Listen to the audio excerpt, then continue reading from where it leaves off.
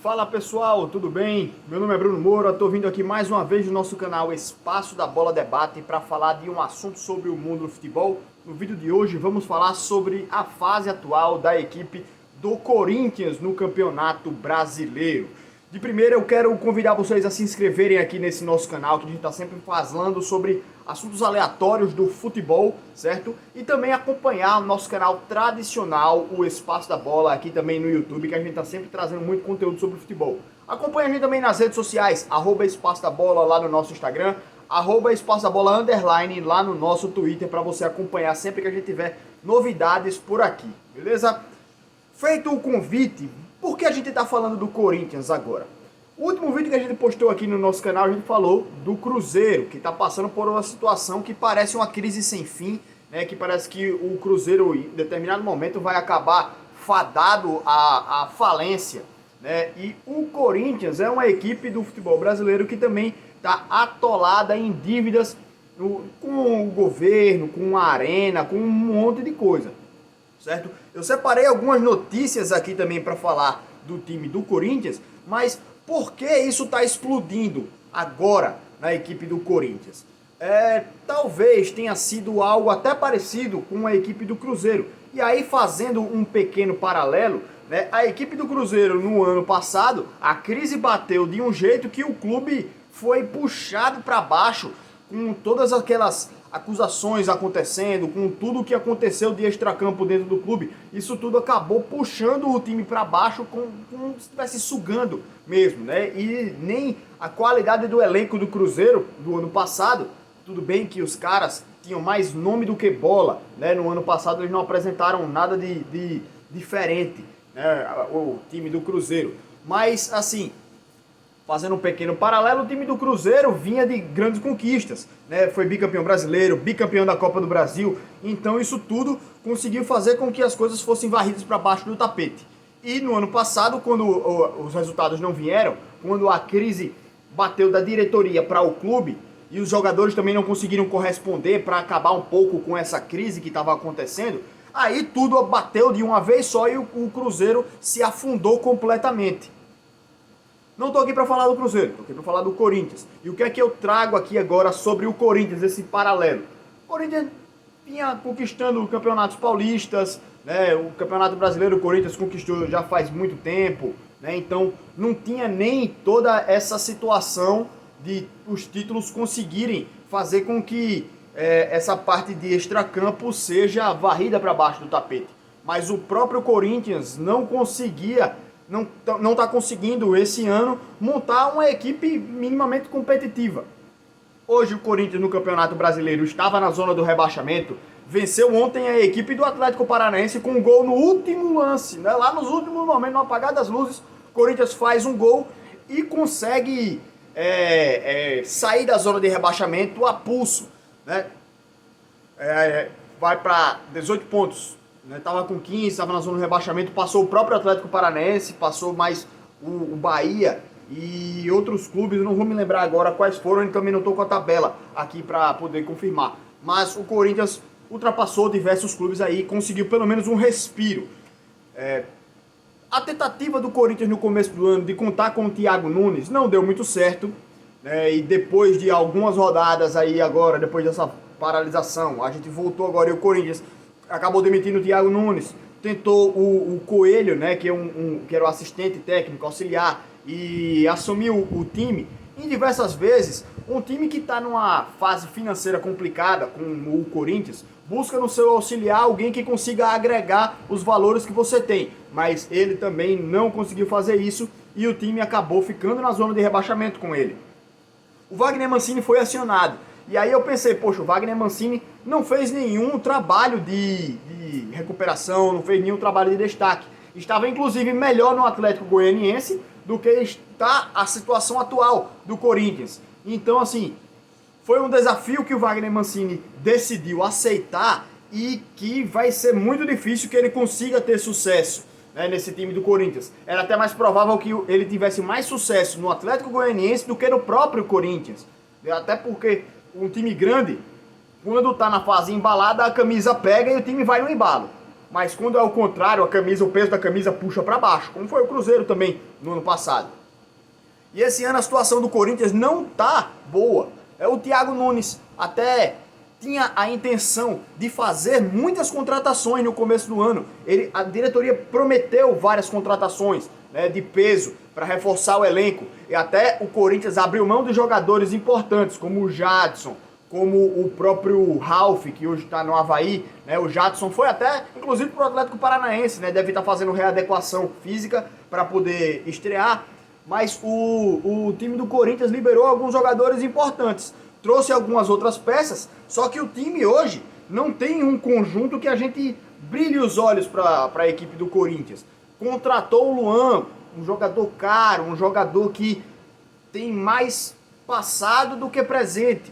E o Luan não vem dando certo. Eu achei que a grande esperança do Corinthians era o Thiago Nunes, mas nem o Thiago Nunes conseguiu fazer o time render, nem o Thiago Nunes conseguiu fazer o time jogar bola. A pressão é muito grande aqui no Brasil, ele deveria ter tido mais tempo, né? Mas aqui no Brasil as coisas são movidas a resultado e a gente sabe disso. O peso da torcida em cima, nas costas do presidente, né? É um ano de eleição também no Corinthians. Se não me engano né? Me confirmem aí, por favor. Agora eu tô até confundindo. No São Paulo eu sei que é, mas no Corinthians eu não tenho a certeza, eu acho que é, né? Mas tudo bem. Agora, a questão também do Corinthians não é só a má fase dentro de campo, é uma fase fora de campo também. O presidente André Sanches vem sendo muito cobrado, vem sendo muito criticado pela torcida. E o Corinthians vem sendo alvo de várias ações judiciais também, né? Além de que tem muita dívida também para ser quitada com a Arena. E o que acontece? O Corinthians sempre teve uma média de público muito alta, mas esse dinheiro do público, da torcida, não entrava nos cofres do Corinthians. Ele era destinado a pagar a Arena, a dívida que o Corinthians tem com a Arena. Não foi presente de governo, não. O Corinthians está pagando até hoje. Certo? Tem um povo que diz que foi o governo que deu de presente para o Corinthians a Arena. Não foi. O Corinthians paga até hoje. Se não me engano, não tira um centavo de receita de público. Tudo que recebe de lucro da Arena vai tudo para pagar, né? Até tem ações da Caixa Econômica contra o Corinthians, para que o Corinthians tenha que pagar as dívidas com a Arena, né? Ele tem alguns acertos aí com a Caixa a se fazer para combinar como vai ser esse pagamento, porque sem público agora, o Corinthians não está pagando. Tem dívida com o jogador, tem salário atrasado, vai estar pagando a Arena? Vai pagar os jogadores, a prioridade é essa.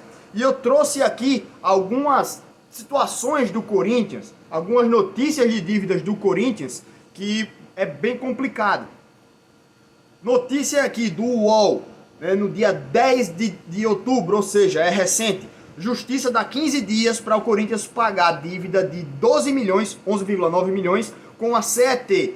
A CET é a Companhia de Engenharia de Tráfego. É uma companhia que tem feito algumas modificações no trânsito para ajudar a chegada dos jogadores no estádio, para ajudar também nessa questão de movimentação assim, né, do clube nos dias de jogos. Então são 11,9 milhões. E o Corinthians tem 15 dias para pagar a partir do dia 10, então dia 25 de outubro. Se não pagar essa dívida, o Corinthians vai ter que arcar com a multa de 10%, ou seja, é mais 1 milhão para o Corinthians pagar de multa. E ainda pode ter seus bens penhorados. Outras notícias aqui no site da Isto É. Corinthians volta a atrasar salários para o elenco. Dívida é de 2 meses. O clube havia quitado dívida de 3 meses no início de setembro, mas depois disso não deve ter pago de setembro, não, o mês de agosto que se paga em setembro e o mês de setembro que se paga no começo de outubro, né? Então, mais dívidas aí para o Corinthians pagar com os jogadores. E aí tem dívida com o jogador, vai contratar quem? Quem vai vir para o Corinthians? Você vai contratar um cara a peso de ouro, né, sem ter conseguido pagar os caras que estão aí agora? É muito complicado. Do site Meu Timão, Corinthians lidera ranking de dívidas de clubes brasileiros com a União. E o que mais assusta é o conteúdo da matéria, que diz: de acordo com o estudo, o Corinthians deve mais de 850 milhões de reais para o meio público. O montante não inclui a dívida pelo estádio. Ou seja, o time já deve quase 1 bilhão só para a União, né? Só para o governo. E ainda deve a Arena, deve um monte de coisa. Então, a situação do Corinthians é muito complicada. Lembrando que se o Corinthians cair, o buraco é mais embaixo. Porque antigamente, quando um time da Série A caía para a Série B, existia uma regra que o time que caísse mantinha a receita de Série A, cota de televisão, mantinha também bônus, eu acho, né? Bônus de participação, aquelas cotas que a CBF paga para os clubes, eram mantidas no primeiro ano de Série B. Então o time que caía enxugava a sua folha salarial, diminuía os pagamentos, conseguia se acertar com salários atrasados, quitava dívida aqui, quitava dívida ali, porque o dinheiro vinha entrando do mesmo jeito, né? Agora não é a mesma coisa. Vocês veem o Cruzeiro agora com essa cota mais baixa, agora o Cruzeiro diminuiu sua arrecadação e as dívidas estão batendo ainda na porta, porque ainda tem muito processo, né? E o Cruzeiro agora foi excluído do Profut, inclusive. Então o Corinthians, se continuar nesse mesmo ritmo, nessa mesma pegada, pode amargurar o mesmo fundo aí do poço que o Cruzeiro está amargurando agora. Não da mesma intensidade, né? Porque o Cruzeiro teve outros casos lá dentro, mas pode ser que o Corinthians sofra na Série A e se cair de novo, bicho, para a Série B, pode ser que seja uma areia movediça, né? Que o time não consegue se sustentar, não consegue sair dessa situação ruim. Como eu sempre mantenho aqui, né, eu não gosto de estar, toma aí, não sei o que, toma aí, o time tem que sofrer agora, fez besteira, agora tem que sofrer. Eu não acho assim, porque os principais culpados são dirigentes, né, são pessoas que passam pelo clube e depois vão embora, deixa o clube afundado em dívida e quem se quebra mesmo é o torcedor. O torcedor, na grande sua maioria, não tem culpa. Não tem culpa de uma situação complicada quando o time está passando como o Cruzeiro, como o Corinthians. Então, eu torço para que quem tenha feito essas besteiras de deixar o clube endividado, de agir com irresponsabilidade, pague bota sua cara na justiça, né? O clube não pode ficar refém desse tipo de situação por causa de algumas pessoas que saem impunes dessa situação. Os grandes culpados estão aí, livres, tranquilos, né? Então, eu sempre cobro isso, né? Não que o clube, não que a instituição pague por uma irresponsabilidade de pessoas que saem e ficam impunes, mas que essas pessoas que cometem esses crimes até fiscais, né? Porque é um time que está devendo quase 1 bilhão para o governo, está cometendo algum tipo de crime, alguma irresponsabilidade. Então essas pessoas que passam pelo clube e deixam o time atolado em dívidas têm que responder por toda essa situação que o clube está passando. Então eu queria agradecer a todo mundo que está acompanhando aqui o nosso canal. Eu agradeço mais uma vez. Se inscreve aqui no canal, deixa o like aqui nesse vídeo e vamos embora que tem muito conteúdo aí sobre o futebol ainda para você. Um abraço, gente. Valeu!